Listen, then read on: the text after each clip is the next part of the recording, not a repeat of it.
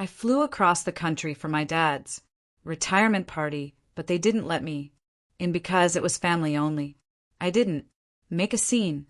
I just wrote this letter.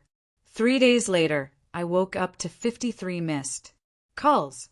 It's funny how the brain fills in blanks, like when you fly across the country for a man who helped raise you, believing deep down that he must have meant to invite you, that there must have been a mistake, typo, a missed email, a last-minute change of plans. He forgot to tell you about something. Anything but the truth you don't want to face. I landed that morning, still jet-lagged, in a city that didn't feel like home anymore. My heels clicked across the marble floor of the event hotel while I tried to steady my nerves. I'd picked out a simple dress, brought a tasteful bottle of scotch, and tucked a card into an envelope I hadn't sealed. Yet, the envelope also contained a check that I hadn't told anyone about, not even my therapist. I had been preparing myself to feel out of place. What I wasn't prepared for was not being allowed in at all. The receptionist smiled politely, too politely. That kind of forced customer service smile people use when they're about to ruin your afternoon. Name? Eva Carter, I said, smoothing down my dress. I'm here for the retirement party. Daniel Carter. Her eyes flicked down the list on the clipboard, scrolled again. Then she frowned. I don't see you on the list. I blinked. Sorry, it's probably under family. I'm his daughter. Her mouth opened, then closed again.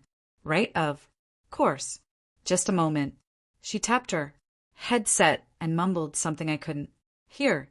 Then she looked at me again, all compassion and discomfort. Someone will come speak to you. That was the first red flag. But you know what they say. Love is blind and sometimes dumb as hell.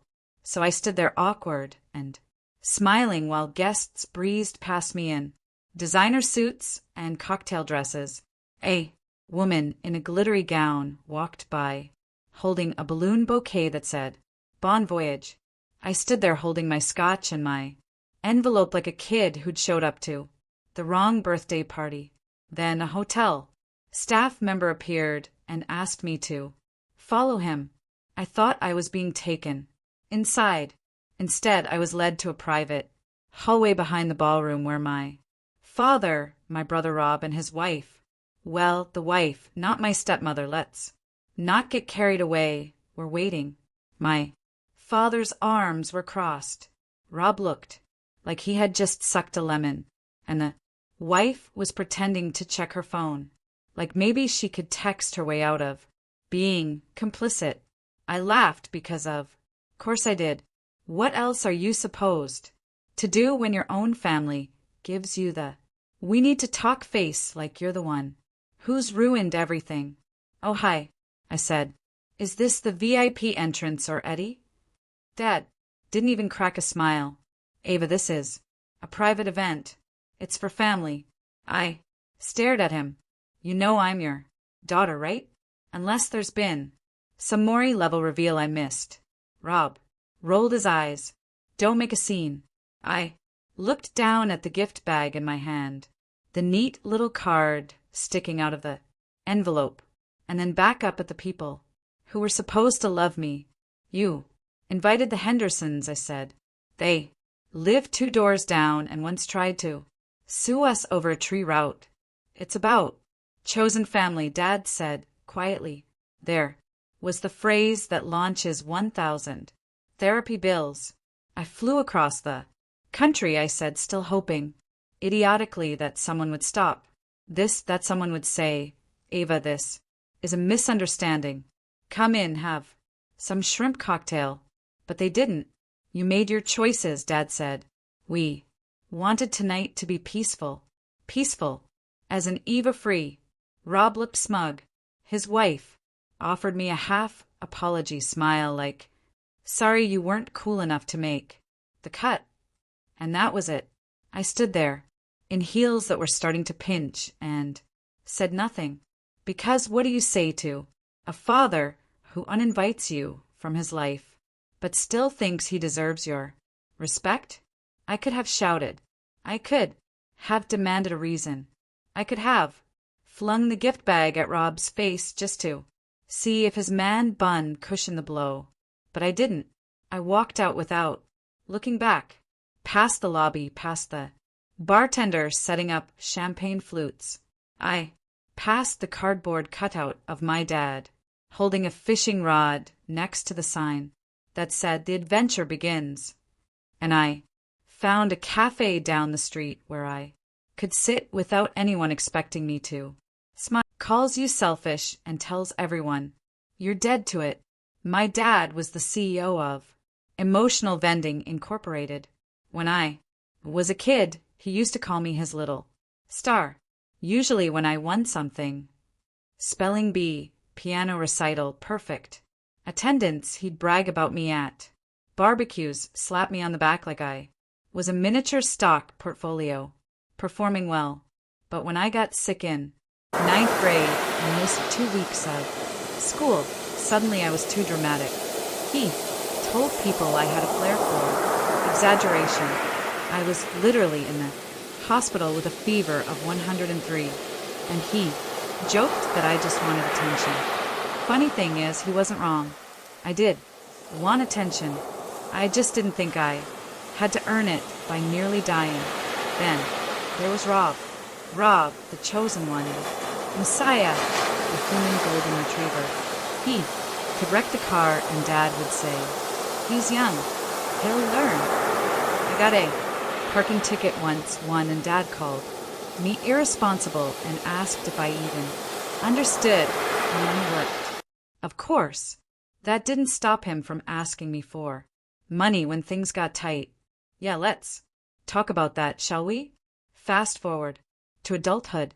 I moved out at 18 the minute I could, not because I was brave, because I was exhausted. Home was like walking on eggshells in a minefield, while blindfolded. You never knew what would set him off. I got a job. I moved to another city, and eventually I started to breathe again. But the calls kept coming. At first, it was just the occasional guilt trip. You never visit. Rob misses you. Your mother's turned him against me. Then came the small asks. Could you help cover the electric bill this month? I forgot to renew the car insurance. Can you spot me? And then the bigger ones, medical copays, emergency vet bills for the dog, a mysterious loan. That was just until next payday. A payday that shockingly never arrived. Me, I paid. Not because I was rich. I wasn't, but because I thought maybe, just maybe, if I kept showing up, if I kept saying yes, he'd look at me like I mattered. Spoiler alert, he didn't. He looked at me like a bank account with bad boundaries. I didn't even realize how much I'd contributed until I tallied it all last year. I'd covered nearly 9 months of his rent, piecemeal, of course, so it never felt like too much. At once, I'd paid off a dental procedure for his wife. I'd co-signed for Rob's used car when Dad's credit didn't cut it. And the big one, I covered the deductible when he crashed his boat into a dock because he was tired and the sun was in his eyes. You'd think I'd have learned by then that the vending machine wasn't broken. It just never had anything for me to begin with. But nope. I kept trying until 2 months ago when he called and said he wanted to retire early. 60 was just around the corner, said, and he wanted to see the world while he still could, before the knees give out, he joked. I laughed because that's what I do when I feel cornered. And then he hit me with it. He wanted to take his wife on a cruise, a long one, multi-country, the trip of a lifetime. And he wanted my help financially. You're still young, he said. You've got years to earn it back. I just want this one thing before I go. Before he goes. Like he was dying, like this was his make a wish. I hesitated. I told him I'd think about it. And the next day I got a text that said, "You've made it clear where you stand. Good to know." Classic. Vending machine. Didn't get the snack. Must be broken. We didn't talk after that for weeks. Not even when I RSVP'd to the party. Well, I tried to RSVP. Never got a response. I told myself it was just Dad being distracted, that maybe he was mad, but he wouldn't actually cut me out, which is why when I bought the ticket, packed my bag, and flew across the country, I slipped that check into the envelope anyway, because I was still that kid trying to buy her way into a hunt.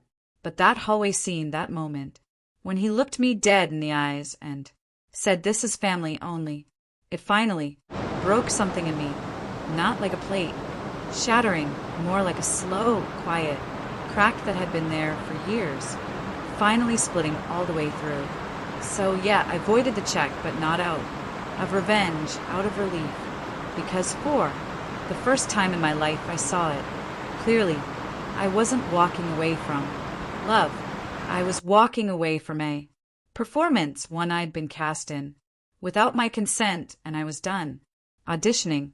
There's something weirdly satisfying about writing a letter with no intention of sending it, except this time I was absolutely sending it.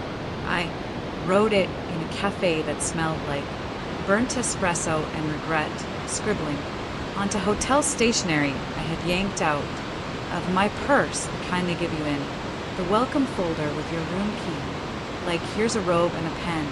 Pretend your life is together. The pen was running out of ink halfway through the second paragraph. I considered taking it about how I was doing. Just Rob being Rob, the patron saint of selective memory. I didn't reply because what do you even say to someone who watched you be humiliated and still thinks you're the problem? But the real fallout came on the third day. 53 missed calls, some from my dad, a few from unknown numbers, one from my Aunt Carol, who I haven't spoken to since. She told me my tone was the reason people didn't visit me. I found out what happened from a text from a cousin I barely knew. He sent a blurry photo of my dad holding the envelope, standing in front of a Halaton cake, shaped like a cruise ship. According to him, Dad opened the letter during the thank you speeches. He thought it was a sentimental surprise. The room had gone quiet as he read it. At first, they thought he was getting emotional. Then, he turned the check around void in 3 angry strokes. People were stunned. His new wife, the Instagram perfect one who referred to me as his complicated daughter, got up and left the table. Apparently, she thought the cruise was happening next month. Guess she should have married a different bank account. That night, Dad texted again. "Please, call me. We need to fix this." Fix what? My childhood. I finally listened to one of the voicemails just to see if anything had changed. Spoiler, it hadn't. He sounded desperate, but not for me. For damage control. "You've made your point. I just don't think it was fair to make it there. People are talking, Ava. People are talking." And there it was again. His favorite concern, appearances. Never mind that. He'd systematically pushed me to the edge of his life like I was a guest who overstayed her welcome. Never mind that. He'd built a fantasy retirement plan, partially funded by my bank account. Never mind that I had helped pay his bills in silence for years, while Rob got praised for remembering birthdays. But I was the problem because I had dared to speak. Well, right. The next few days were wild. I found out from a mutual friend, Reed, someone who used to babysit Rob's kids, and now sends me thinking of you memes when drama explodes that Dad's wife had packed up her things and moved out. Apparently, She'd already posted a vague Instagram story with a caption. Sometimes the vacation you need is away from the people who hold you back. Subtle. I'm not saying she was a gold digger, but if the gold did disappear, she wasn't sticking around for the mining. Then came the real kicker. Dad canceled the cruise. No dramatic announcement, no apology, just a quiet cancellation and a frantic attempt to apply for a new job. Because, as it turns out, when you burn bridges with the one person secretly holding your financial scaffolding together, things collapsed fast. I didn't even have to lift a finger. Just one pen, one napkin, one envelope. And suddenly the man who told me I wasn't family was dealing with the consequences of not having one. The irony, I would have given him the check. I wanted to. Even after everything, even after the guilt trips and the exclusion and the you made your choice garbage, some part of me still wanted to believe there was love under all the manipulation. But there wasn't. There was just need, expectation, control dressed up as affection. And now there's silence, which oddly enough feels like the first honest thing we've shared in years. You know that moment in a horror movie where the monster is finally gone, but the protagonist still checks under the bed just to make sure? That was me staring at my phone. I didn't answer any of the 53 calls. I didn't need to. The voicemails were more than enough. Dad sounded like a man who'd realized his parachute wasn't packed and the ground was coming up fast. First message. Gentle, charming. Eva, sweetheart, can we talk? I think there's been some kind of misunderstanding. You know I love you. Second message, slightly cracked around the edges. You didn't have to do it like that. That was cruel. People are asking questions. Third message. You've made your point. You embarrassed me in front of everyone. Congratulations. There was the real problem. I'd shattered his illusion, his perfectly curated fantasy, where I was still in the wings waiting to play the beautiful daughter. Fourth message. Full desperation. I know I've made mistakes, but don't do this. We need to talk before this gets out of hand. Before what gets out of hand. I wasn't sure until I got a text from Rob. Did you seriously tell Aunt Linda that Dad used your money for the house? What is wrong with you? So we were entering the unraveling stage of the crisis. I hadn't said a word to Aunt Linda or anyone else for that matter, but apparently once the envelope incident went public, looking at downsizing, maybe a small apartment near Rob. Poor Rob. Can't wait for that bundle of joy. He ended the email with this gem. I know you're upset, but I believe we can rebuild this family. I believe in second chances. Second chances. Funny. I'd given him about 50. He just didn't notice because they were quiet, unpaid, and conveniently off the books. That same day, I got a message from his now ex-wife.